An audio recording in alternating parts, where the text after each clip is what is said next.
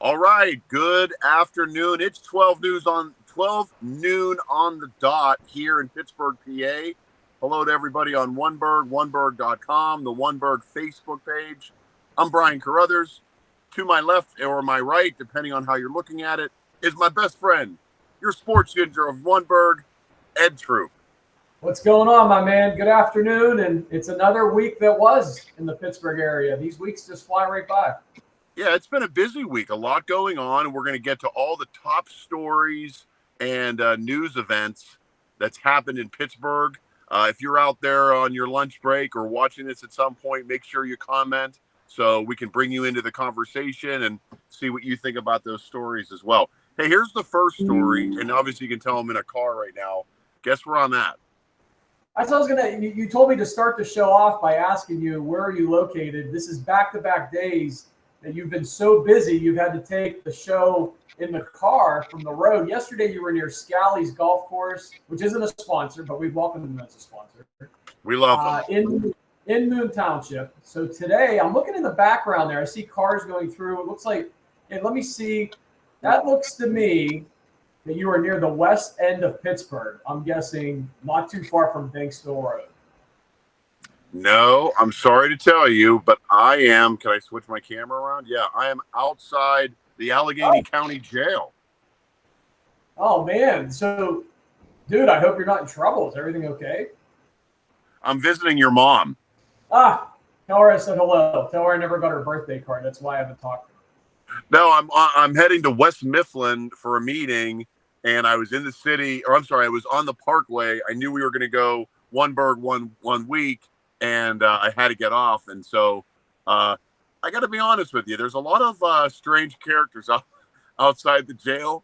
At first, when I came up the hill by the jail, a guy jumped in the middle of the street like he was a cop, like waving traffic, but he's a homeless guy. He's not a cop. But I abided by what he told me to do. He told me to stop, and then I thought, wait, why am I stopping? This guy is not an official of the Pittsburgh police. So I went around him, and he yelled at me like he was a cop. And so then I parked right in front of the jail. Free. You have to pay to park. I have locked my doors, and we're ready to go for oneBURGH 1 week. Well, don't get too close to the jail there. My understanding is they are way short on guards and employees, so they may come out and try to recruit you, and you might be working at the jail before this show's over. Well, my favorite WWF wrestler of all time was the Big Boss Man. I guess my dream somehow was to be a cop. You got the right to feel pain. From Cobb County, Georgia. That's right. R.I.P. He died a few years ago, the Big Boss Man. R.I.P. to him. And I guess it ties in for this week. Virgil died this week. Yeah, how about that? So R.I.P. to Virgil. Born in Wilkinsburg, lived his life out in Beaver County. And I want to say deep respect to his family. A death is a death, and that's terrible. But Virgil was a very impactful wrestler for me growing up, of course, with his storylines with Ted DiBiase, the $1 Million Man. I was trying to find the picture of me and Virgil from years ago. I'm still trying to scrub that here on my phone, and I'm coming up empty right now. I thought I texted that to you, my man. No, you sent it to me. Yeah, you sent it to me. For some reason, it's not popping up on our text. I saw it. It was a picture of you and Virgil, and you're holding Virgil's like heavyweight belt or the $1 Million belt. Right. Exactly. It was. How much did you pay Virgil to hold the belt and get a picture? How about this? $20. $20. Isn't that crazy? What? $20 to get this picture, which again I'm trying to find here, and I just can't. What event was he at? We have so many text messages. He was at the Washington Wild Things. He used to go down there and do the. Here we go. We're getting close. I think we're getting. You close. paid Virgil $20 to get your picture with him. Here we go. Here it is, right here. Right. There it is. Get a little closer. Yeah, I guess. Yeah, I see the belt. I see Virgil. You got a Make America Great Again hat on? No, I have a solid. That was well before the mega hats were out. I think that is a South Carolina Gamecocks. Because when you see red hats now, you immediately think it's Trump, right? Right. Exactly. So I think Okay. Wow. Dude, $20. You were living large back then, man. I would have never given Virgil $20. yeah, Virgil used to set up this table. He'd have his belt. He'd have pictures to sell. He sold all kind of stuff, man. All kind of Good for stuff. you, man. I'm glad that you supported him. And R.I.P. Virgil. We lost him this week. R.I.P. Virgil, but not the $1 million man, because he is not. Everybody has a price. Well, that's true. Everybody does have a price for the $1 million man. And I saw, speaking of money, I saw that Virgil's family put a GoFundMe page together to try to raise money for the funeral. I guess there's one guy that they should contact directly who would love to give Virgil more money. You'd right. give $20, right? I could send another $20 for his funeral costs. My goodness. Oh my God. I can't. That's the most shocking. If I don't hear another thing today, that'll be the most shocking thing I hear. Now, here's one topic that would be shocking. A year ago, if we told you that this guy would be possibly your starting quarterback for your Pittsburgh Steelers on opening day, what would you have thought? Opening day 2024, I mean. Yeah, the great one. Russell Wilson was spotted at Newark Airport this morning on a flight to Pittsburgh. It seemed like he was in a great mood. Apparently, he met with the Giants, like a little exploratory discussion with the Giants. And I guess why not taking a page, if the Rooneys are going to take a page out of Nutting's book, Russell Wilson basically will work for free. And so, former Pro Bowler, he played in the Super Bowl, a lot of success. I don't know. Would you take him for free? Would it hurt? Well, I think at this point, it definitely opens up an interesting conversation with Russell Wilson, who had a fabulous career in Seattle. With the last 2 years in Denver, he was a dud, but a lot of people point to it as far as the coaching goes. Coaching was not great there. Didn't have the right personnel in front of him. But now, you're reading stories about Russell Wilson having a private room in the locker room, him and his family. Who's he married to? Which celebrity musician? Sienna? Lala. Who's it? Lala from Lala? MTV? Lala? I thought it was Lala. Who's Lala?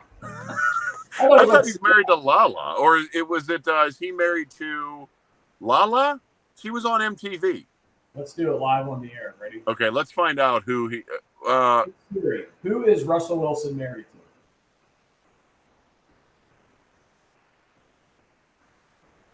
to? Lala. It's not coming up. I think it's Lala. Or Sierra. Sierra. Oh, Sierra. That's right. Yeah, Sierra. Who's Lala? I don't know who Lala is. La La Land. Okay, yeah. Well, this could be good though. This could be our version of Taylor and Travis. If Lala or AKA Sierra starts coming to these games, I like it. It puts our creds way up. Right. I mean, this would be a big signing for the Steelers. I like it. If you could get him for a decent price. I mean, he was making huge money in Denver, guaranteed money that Denver now has to go against their. They have to take a big hit on it, a big loss on their salary cap. So they're going to eat a lot of that contract. And at the same time, if you could get him in here for a decent price and let him compete against Kenny Pickett, possibly Mason Rudolph, or even another draft pick, I love it, man. Let's see what happens. Roll the dice in camp and see who the best one goes. Your beautiful wife, Marcy, says Lala Anthony, married to Carmelo Anthony. Mello. Okay, that's what you want. Oh, Lala Anthony. I'm mistaking Lala Anthony with Sierra Wilson. Right. Okay, got it. Well, what's interesting, dude, and I think that it's the big question is, and it's the elephant in the room. What are we going to do with Kenny Pickett? I mean, this is just another problem that we have. So, all right, we bring in Russell Wilson, right? Or for some reason, people think Mason Rudolph is like the next coming of Terry Bradshaw. Like we dug him up and we found him, or Ryan Tannehill, or even Justin Fields. Any of these guys. All of it is a vote of no confidence to Kenny Pickett, and we're going to go through the same cycle again. Pickett's going to go out there as a starter. He's going to lose his first game, or the minute something goes wrong, we're going to start hearing, "We want Russell," and it's just going to go down the chart again. So I think, great, let's get him in there. But if we bring in someone who I think is statistically and career better, I think you have to get Pickett out of the system and just get rid of him and move on and just say Russell Wilson's the guy now that we're going to go with, and it's fine. And maybe he's better than Pickett, but this looming thing with what we do with Pickett, I think it's going to be it's a cancer for us. I got to tell you, my friend, the quarterback situation for the Steelers is podcast gold for you and I. We've come on here for weeks and have talked about the Pirates. We've talked about the Pitt Panthers. We've talked a little bit Steelers. But, man, when we start talking about Pickett, look at all the comments we start getting here on oneBURGH. It is unbelievable how everybody's just chiming in. So this what do we got? What are people talking about? I can't see them. Well, we got Gary says send Pickett to the Landover Losers, Washington, formerly the Redskins. Right. You worked down there for a while. Yes. Tina Frank agrees with you, Brian, what you were saying. Of course she Jay, does. I already posted these, but we'll go back over them. Jay says trade the owners. No, we're not trading the owners, right? I mean, we can't trade the owners now. And Gary also chimed in earlier and says Mason Rudolph is better than Russell Wilson. Gary, I don't necessarily disagree with you, man. Russell has not showed us anything the last 2 years. However, is he one of these quarterbacks if he comes into the right system? The Steelers have Arthur Smith now as the new offensive coordinator. Do they now have the right pieces in place? Najee for the running game, some playmakers with Pickens. Do they have some things in place that could bring Russell in and make him a superstar again? I would say the possibility is yes, but I think you got to re-sign Mason Rudolph. We had Mark Cavalli on a few weeks ago on the sports podcast here on oneBURGH, and Mark was expecting the Steelers to sign him before this Tuesday, before free agency starts. The Steelers have not signed Mason yet, and the clock is ticking. It's Friday before the Tuesday of the new NFL offseason starting. The clock is ticking. I don't know if Mason's re-signing here. I'm just going to go on record for a second. When people talk about Mason Rudolph being a premier quarterback, they sound so drunk and just so nuts. It just doesn't make any sense to me. Remember, Mason wasn't even good enough. He didn't even dress for some of these games. He didn't even play for some of the games. The last time we saw him as our starting quarterback, the Ravens knocked him so unconscious that we thought he was like a living doll. And then they hit him over the head with his own helmet. And then he comes in with some momentum, and he's a talented kid in college for sure. And so he came in and said, I guess I have a college degree. I'm going to throw to George Pickens. That's what Pickens wouldn't do. And so he won a couple games. He didn't win a playoff game, but now we're like, we got to get this Rudolph back. I'm sorry, man. I'm sure he's a lovely person. I just don't understand it. And people who look at him as the future or like, we must get him. It just seems so needy. Like, it's just so, what have you done for me lately? And it's him, but I just can't believe we're going to reward him with $10 million because he won 2 games. That's a good point to be made, my friend. Good point to be made. But let's move on to our next topic for this week here on the big show. And let's talk about one of the most popular stories here on oneBURGH this past week. And that is before we get to it, how bald do I look? The dog bomb. Well, I don't know, man. You look pretty good. I think you're okay. You got more hair than I do, so you're already ahead of the game.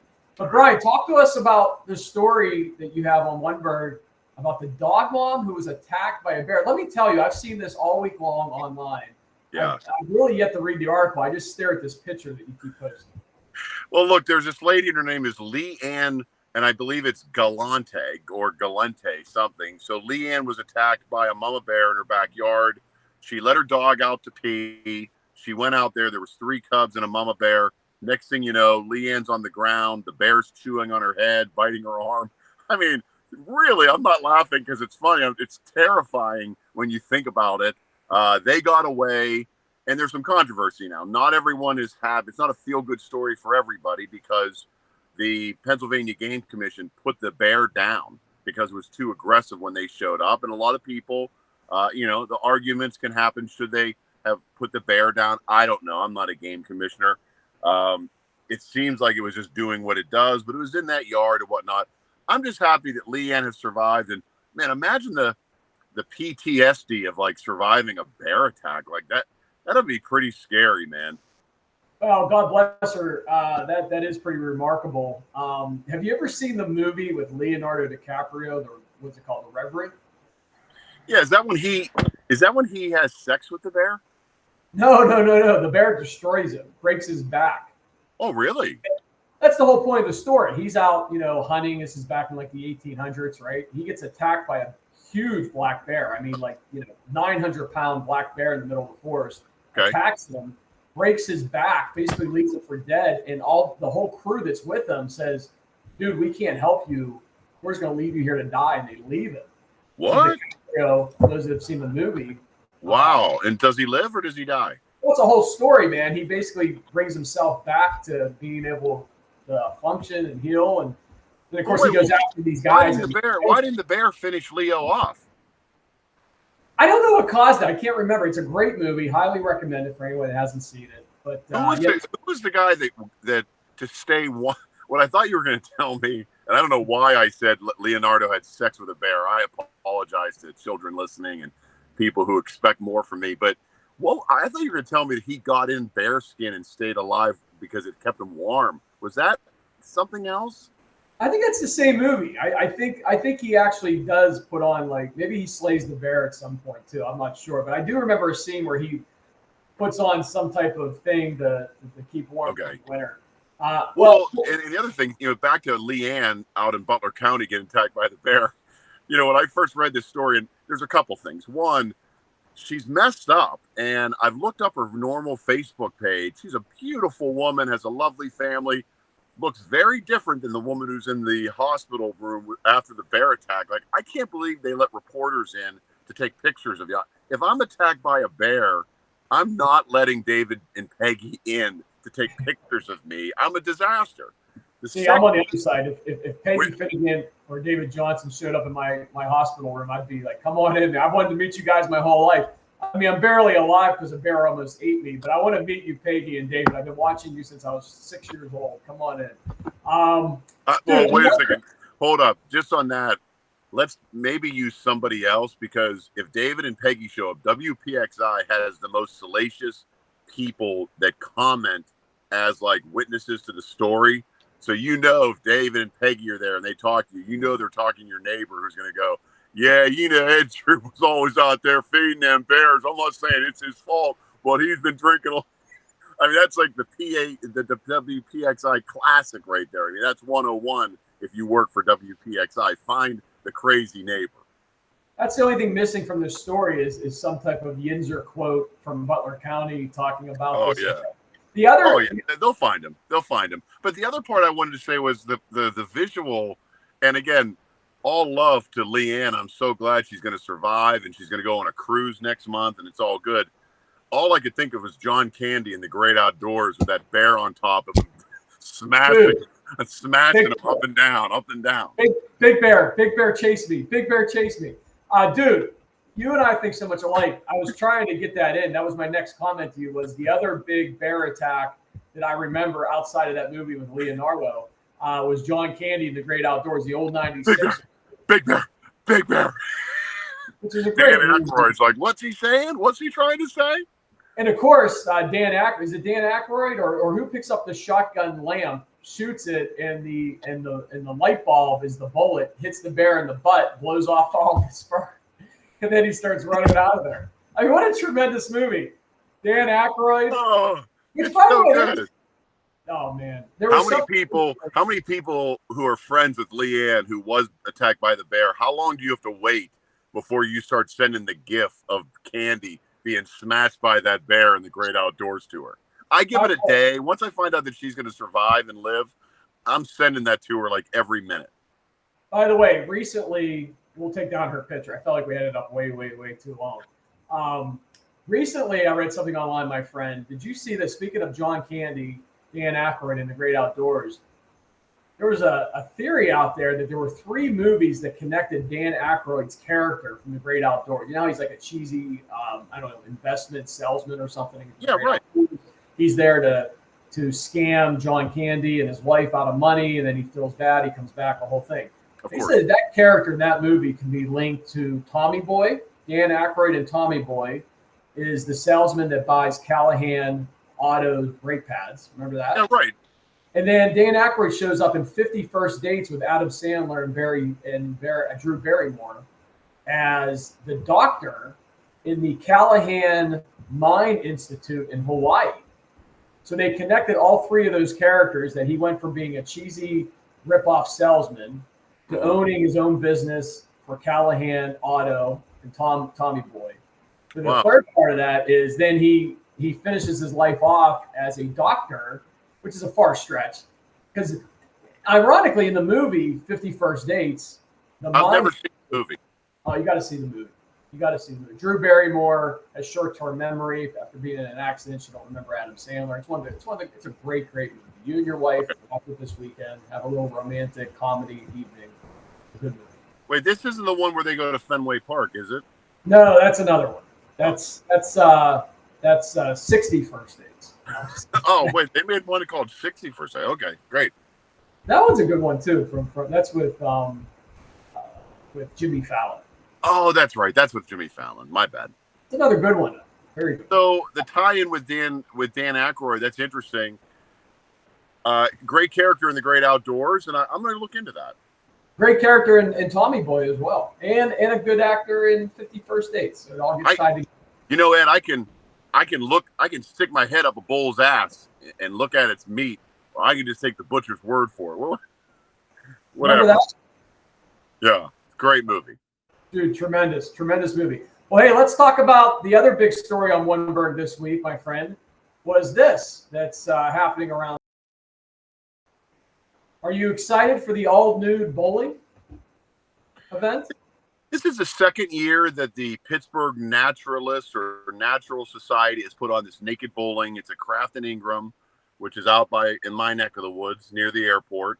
I never heard anything about the event last year, like how it went. I didn't hear of any like testicular injuries or did anyone break in and take pictures. I never saw it. I look for things all the time online. I never saw anything.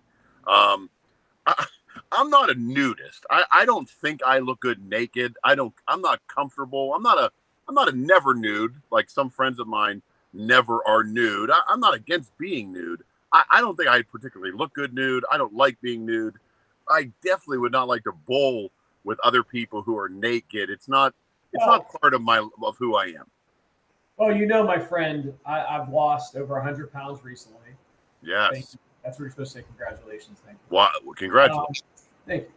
So I'm actually more appalled at myself nude now, 100 pounds later, 100 pounds off than I was. I'd rather be naked at 300 pounds than 188 pounds. 188 because there's just skin everywhere now. I need one of those skin removal things going on. Right? Yeah, I was going to ask you why. Maybe it's time to go in and see Dr. Snips and cut the skin back. Get it back, man. Get it back. But I'd rather be the big bowling ball of 300 pounds, right? If you're looking at me now. I guess. I don't know. You're right. What an awkward thing too, because when you're bowling, you're bending over as you throw the ball down, right? You're right about that. Your legs are split. Everything's splitting a little bit. Talk about the worst part of seeing somebody, right?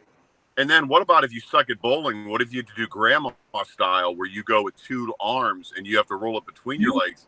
I mean, that's a pure butthole shot, right? I mean, there's no other way of saying it. You're seeing everything now. Do you think they use the bumpers for nude bowling? That they use on the sides if you can't bowl real well, it keeps you alive, just bounce back and forth. I bet there's lots of things bumping in nude bowling. Yeah, the one thing I will say that probably would be the best part, and I don't want to get too graphic because I know there's a lot of kids skipping school to watch this. Yeah, bowl. My favorite part. First of all, I hate bowling. I don't like it as a sport. I don't like sitting around. I don't like watching people bowl. They all suck, and then you got to cheer and you got to do them. Spare. Like it's boring. I don't like it. I hate it. But there is one part of bowling that I do like, and I think if you're naked, it would be refreshing. Is there's that little circle like where the balls come out, where the air comes up, so you can put your hand over to dry your hand out. Right. I would feel fantastic between my legs. Well, there you go, man. I was wondering where you were going with that, where you're going to put the air into that joke. But yeah, it probably would feel fantastic, especially if you start getting sweaty, right? It's all they need is some powder to come up there too for you. Have like some powder around to take care of it. I've never been a powder guy. I know you're a powder guy. I've never been a powder guy. There again, man, when we were hitting the 300-pound mark, there was lots of powder going on. You had to. Now not so much. Not needed as much now. Good for you. But you know what? I feel bad that now after all this work that you did to lose 100 pounds, that you don't want to be nude. I would think that you want to just strip down and be out there and show everything. I think you should participate in this event. Maybe I should. Can you give me a free pass? I've already sent an email to the Pittsburgh Naturalists to cover the event for oneBURGH. No reply yet. Well, bring me back in, man. Bring me back in. And if you get that You're reply, I'm happy to go there. We can do a oneBURGH live event. Hey, next up on the agenda is one that, in Pittsburgh, everybody loves to talk about the Steelers, the quarterback controversies, the head coach, the offensive coordinator. We went over that earlier. But number two has to be the weather, right? We have 25 weather forecasters in the Pittsburgh market between TV, radio, and newspaper. By the way, I made up that number, but it has to be close to that, right? You were like, man, Ed did his research this morning. I think you were. I was like, what breaking news? We have 25 weather people in Pittsburgh. Maybe I should have just ran with that. The weather has to be one of the most popular things people complain about, right? Absolutely. Pittsburghers love to complain about the weather. And there's a lot of people on oneBURGH who have moved out of Pittsburgh that love to say they've left Pittsburgh because of the weather. So whether you're complaining about the warm in the summertime in July when it gets to 95 around here, oh, it's so hot.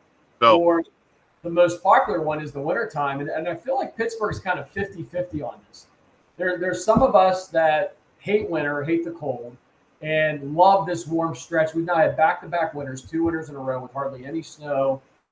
40s, 50s, not a lot of cold temperatures. Maybe we have a stretch of a week or so here or there, but for the most part, very mild. And then there's people like me, my friend, who I'm a traditionalist. I like my hot summers in July, and man, I like my cold and my snow during the winter. When I turned 40 32 years ago, I'm 73, everybody. When I turned 40, oh, great.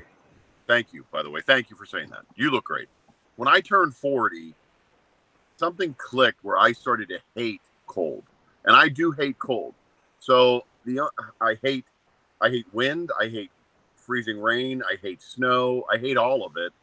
Maybe a little bit of snow if it can go away quickly, like it's happened now, so I'm okay with it. But oh man, this cold. In fact, it's made me a different person. I now hate the cold so much that no matter how hot, humid, or sticky it gets, I never complain about it. So my new motto, my mantra is I do not complain about heat ever.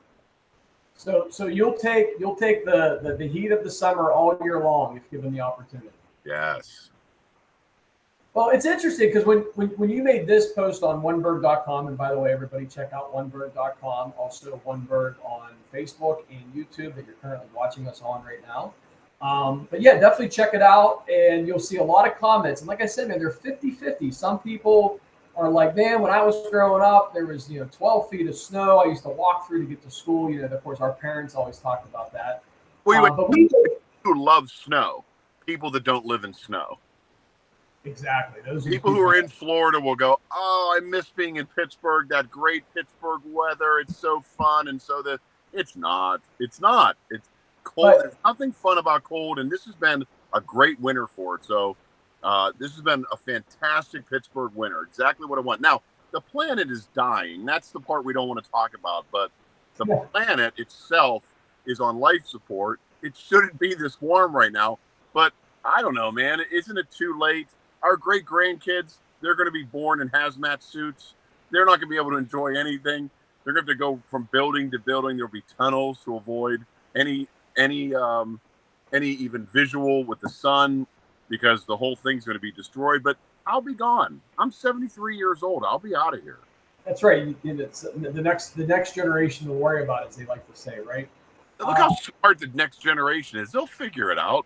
I will say this, my friend. I am now to the point, though. It's March 8th. I'm now done with the cold and the snow. Like I said, I'm a traditionalist. So by this, we're getting snow on Sunday. Are you ready for snow on Sunday? Exactly. Well, that's my whole point, right? I wanted the cold and snow in December, January, and February. Didn't get hardly anything. But now, when I want it to be warm, I want it to be 60, 70 degrees and sunny for the next few months. And well, actually, all the way through the fall, right? Yeah. Now we get snow. We have snow coming in Sunday. I don't think it's going to stick because it's too warm out, but you're going to get snow and you're going to get cold the next few days. So can't figure out this weather in western Pennsylvania. I just want to let you know, if you're just joining us, I'm parked outside the Allegheny County Jail. and a guy just walked in with like what looked like his attorney, and he has a shirt on that says, "I can do all things through Christ." Better hope. Exactly. I bet you see a lot. We could have did a whole show of you just outside the Allegheny County Jail showing us footage of different random people coming in and out, right? Great show idea you just came up with. What if next week I'm at this bench? See the bench? I like it. That green bench. Maybe we should sit on the bench, and everybody walking into the jail, we should say, "Hey, we're playing a new game called What You Do." And they'll go, "What is it?" I'll go, "Well, you can tell us what you did." And we could spin it off of this, my friend. Ernest goes to jail.